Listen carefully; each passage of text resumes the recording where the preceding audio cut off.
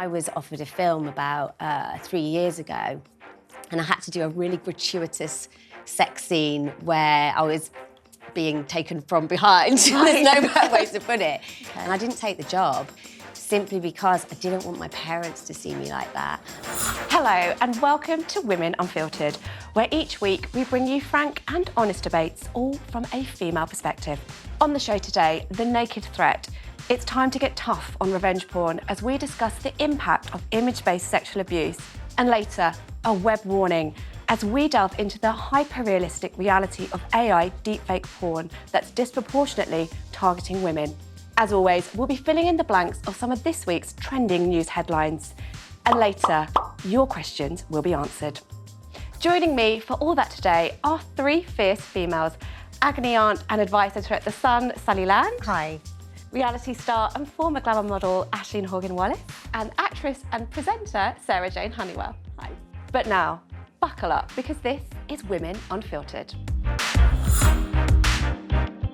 First up, and cases of revenge porn are rapidly increasing. The CPS charged 1,048 revenge porn offences between April 2020 and June 2022. And recently, reality star Stephen Bear was ordered to pay Georgia Harrison more than £200,000 in damages after he shared a video of them having sex on OnlyFans. Are you not sorry at all? Have you got anything to say to your victim? You like a picture, a selfie? Now, following calls for a crackdown by campaigners, including Georgia, the government has amended the online safety bill, making revenge porn a crime punishable by 6 months in prison. Sally, is it about time that we had a revised bill on this? Yeah, absolutely.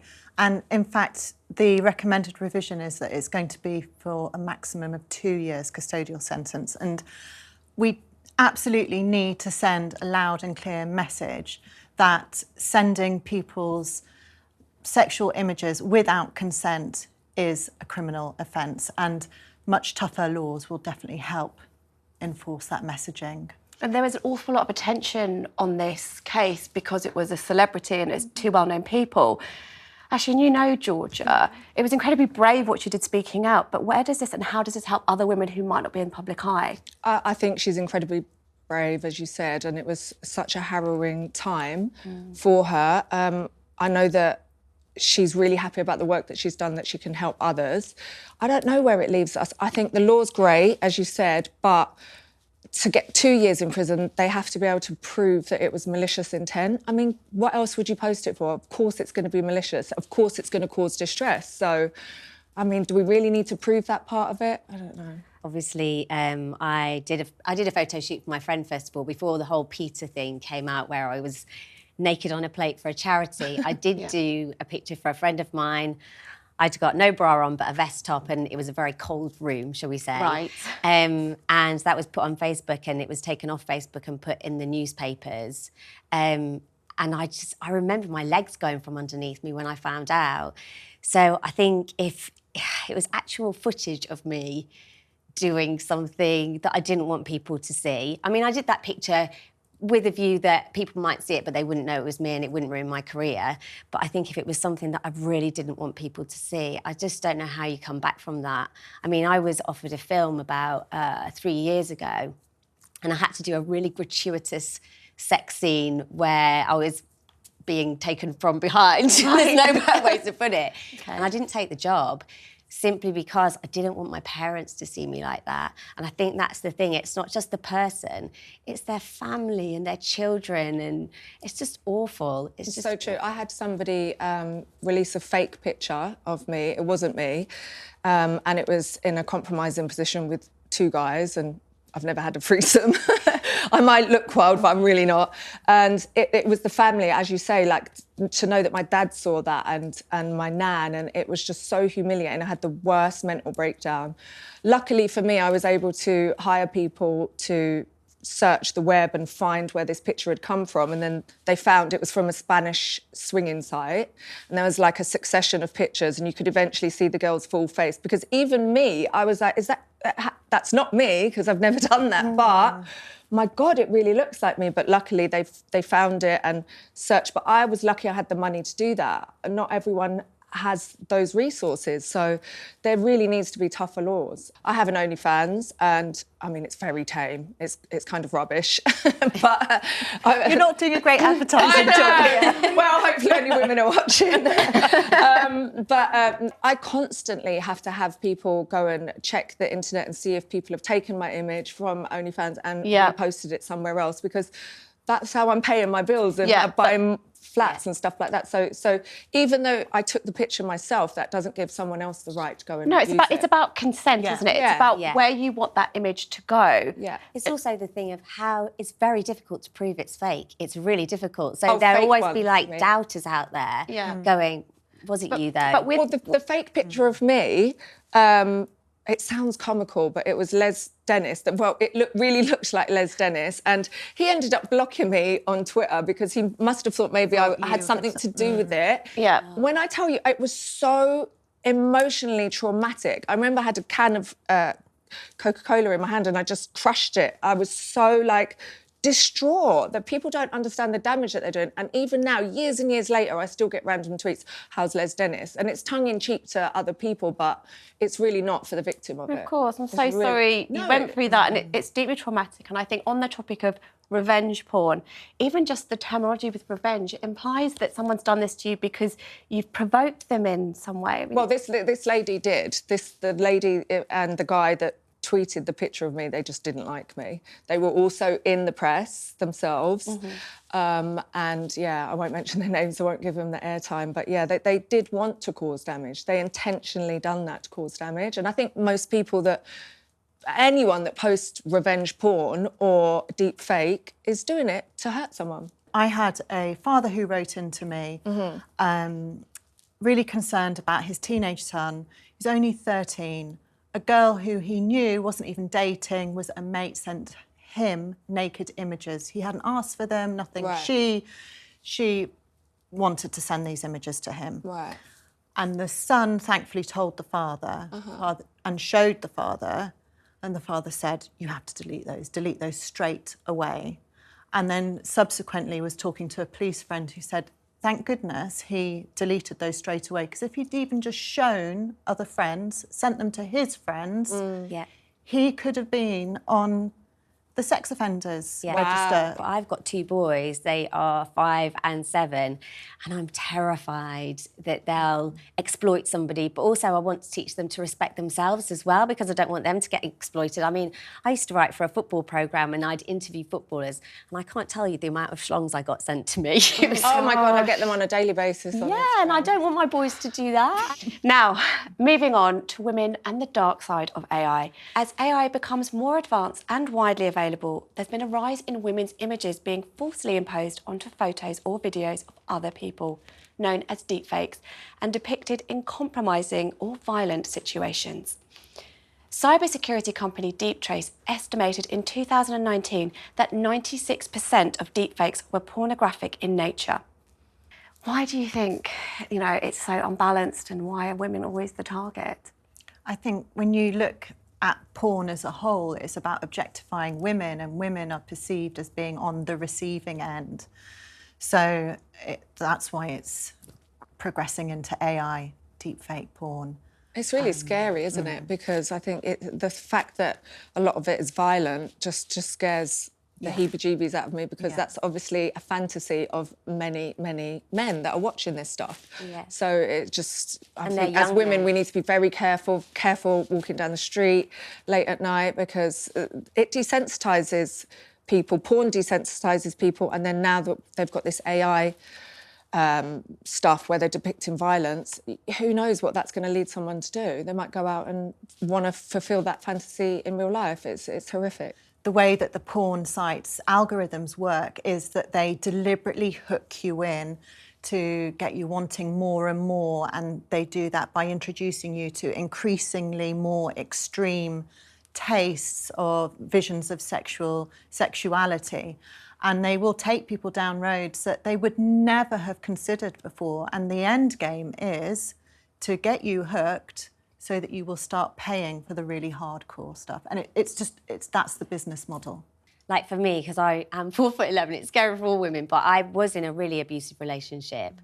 and I just don't know how that can turn anybody on. I just don't get it. But I do realise that the more desensitised you get, watching just, you know, these young people are watching just normal sex, and so they're like, oh, and then they need a bit more, and then they need a bit more, and then they need a bit more, and then unfortunately... It is a question, isn't it? Like, what came first, the chicken or the egg? Like, are people predisposed to having these sick fantasies, or, you know, are these porn sites triggering something in them and growing it? I don't know. And it is about money, because, I mean, I was talking earlier about the fact that when I was at the height of CBBC, it was about 2004, and I Googled my name from my ego, and my name come up on all these porn sites, and I was like, is there something I did that I don't remember way back, which I knew I hadn't, and it was basically just to get people to click onto that porn site so that they would pay. Oh, you must have been doing something right then if they were using your image to get clicks. That's cool. Yeah, so then you're just like, oh, my goodness. But you're not, you know, you don't have control of that image. This is the problem with deepfakes, is that you, again, going back to consent, you have no consent where your face is being used, and when you're in the public eye, you're much more vulnerable. And do you think, as someone who does have a profile and you know, is on TV, do you think that's just part of something? You go, well, it might just happen. Someone might want to use my image and make money from it. It's horrifying, because you don't want people to think that you're on a porn site. And I think now, obviously, I lost my job because I got my boobs out. I think now if there was a deep fake and I was on a porn site and I was trying to prove it wasn't me, I'd probably lose my job, because I worked for children's TV. Children's TV is different, isn't it? Yeah. Like, my image has been used in America. I had an ex-boyfriend ring me up and said, girl, what you doing on the cabs and the buses? I was like, what? He was like, are you working in a strip club now? What the hell? And I was like, what are you talking about?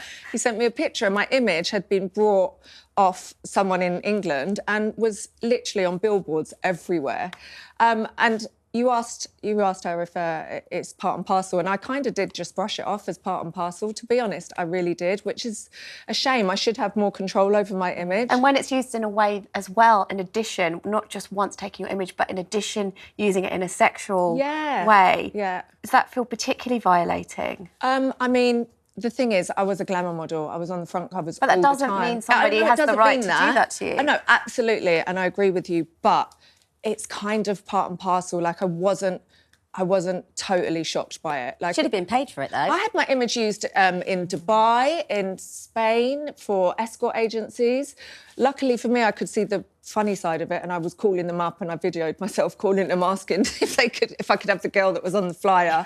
But I think that's how I empowered myself in a bad situation, because that was terrible. Like, being accused of, you know, being an escort. I no offence to anyone that is, but I personally took offence to that. Of course, but you know, you're a wise lady. The way you've just approached things, you use humour to help you, but not everyone is like that. And there's a fear, isn't there, that actually, Sally, this could be happening to people that aren't in the public eye, and it's a huge impact on everyone. But is that like a real fear that we should be monitoring? Yeah, I think with deepfake porn, it happens a lot more to celebrities at the moment, but it is starting to happen to ordinary people, and it is sexual violation. A lot of women have been suffering in Liverpool, having deepfakes made of them and sent round in the community, so it's already there. It's becoming almost indistinguishable. Yeah, scary. Impossible to tell the difference between what is fabricated and what is reality. Exactly. And if you are a celebrity, at least you have a voice. If you're not a celebrity and someone does that, you're in your society, in your environment with your friends and people that maybe don't like you.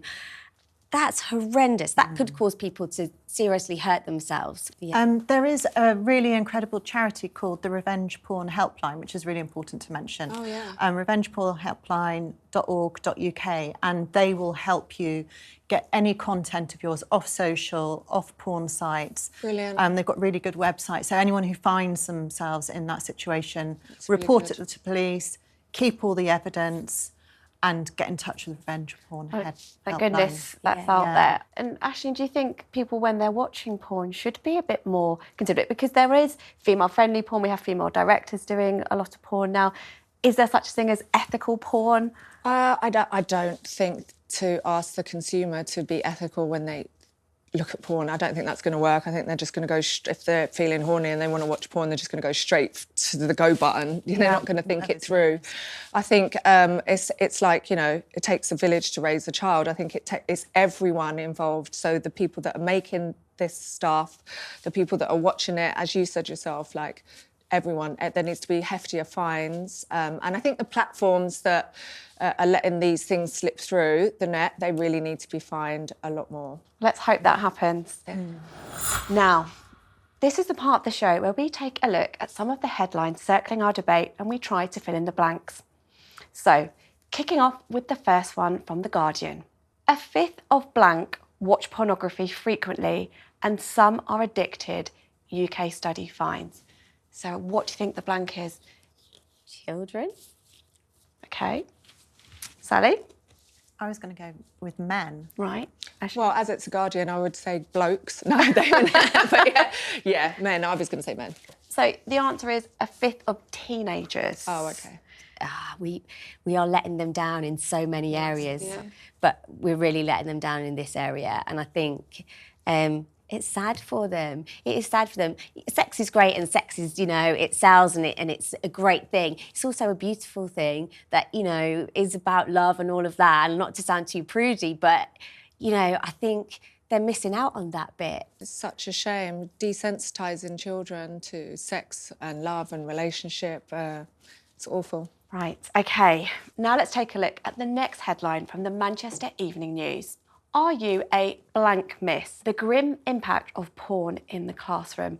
Sally, what do you think someone in the classroom said to their teacher? Porn actress. OK. Aisleyne? Prostitute? OK. That's going to make me... I was going to go for schlag, so I don't Well, no one's off. It's MILF. Oh my goodness, so tame compared to our minds, what we went with. But it still feels very inappropriate to be calling someone in a position of power. It's the sexualisation of someone in authority who's also a caretaker. What do you make of that, Ashley? What would you ever use that term for your teachers? I mean, it's used a lot on me and I'm not even a mother, so I wouldn't personally have said that as a child, but I think, as we've discussed, children are just becoming desensitised to sex and anything around it. So I can see why a teenager would say that in a jokey way to a teacher. They'd just think it was banter, basically. Well, it was in, and Just Like That, the Sex and City spin-off recently, that it was a compliment. And really... I kind of think it is a little bit. Yeah, I'd be so pleased. I'd be thrilled if someone said to me, "You're a MILF, not a GILF." All right, lastly, this headline from the BBC. Children's Commissioner says pornography is affecting blank-year-olds' behaviour. Aisleyne, how old do you think children are being affected by pornography? Something's telling me 10. I really hope that I'm wrong. I really, really hope that I'm wrong. OK. So 10 to 13, I'd say. Sally? Yeah, I was going to say 10 as Really? well. OK. It's primary school. Do you have an age? Well, my kids, they're always on Roblox, and recently my youngest, Indy, has been scared of the toilet because there's a game where there's a head down the toilet, and now I have to go with him to the toilet. He actually did a poo on the floor not long ago because he was so scared. So I suppose it depends if they're infiltrating games like that in a sneaky way, then it could be as young as 5. I just don't know. I like to think that I look, but then I didn't look until it was too late with this head down the toilet. So the blank is 8-year-olds. Wow. So Children's Commissioner says pornography is affecting 8-year-olds' behaviour. Oh, that's horrific. I mean, how are they getting to look at pornography at that age? That's just really scary. Your kids spend time with other kids and they get shown things by other kids. And social media auto-suggests content that you would never allow your children to watch. Can't you police it to the point where you just literally give them a set amount of things to watch and then don't let them go on any other apps or I don't have any time Google to do that. If I'm honest, like before I had kids, I always looked and was like, I never let them watch their iPads while they're eating the dinner. I do it every day. Yeah, it's just because not feasible. You just can't possibly police everything. You've just got to do the best you can. Yeah. I think I'm going to buy an island and if I ever have kids and just go and live there like Jar Jar join you there. My children. Please do. All right, you've been sending us your questions ahead of this week's show, and we're going to do our best now to answer one of them. Leah asks, my ex-partner has threatened to share naked pictures that I'd sent to him. What should I do? Sally, what should she do? Even the threat. So even if he hasn't done anything with those pictures, the threat is an offence. So she needs to be aware of that. I mentioned earlier, keep all the evidence, get in touch with the police, get in touch with Revenge Porn Helpline. They will help you get everything. If he's posted anything, take it down. But it's a criminal offence. He can't do that. She has rights. What an absolute arsehole he is. So for want of a better phrase, I think she should go dial a thug and get him sent round to his house and take his phone off him. That's how I'd deal with it. Honestly, what an arsehole. Call the police, as you say, keep a log of everything, and don't be scared. Don't be scared. Fight for your right. And thank goodness the case that's been recently with Georgia Harrison, that actually, like we said, she's so bravely spoken out and put her name out there, and hopefully things will continue to change. Well, that's sadly all we've got time for today. My thanks to Sally, Aisleyne and Sarah. Don't forget to like, subscribe and let us know in the comments what your thoughts are on this debate, whether you agree or disagree with any of us. And we'll see you next time for more Women Unfiltered.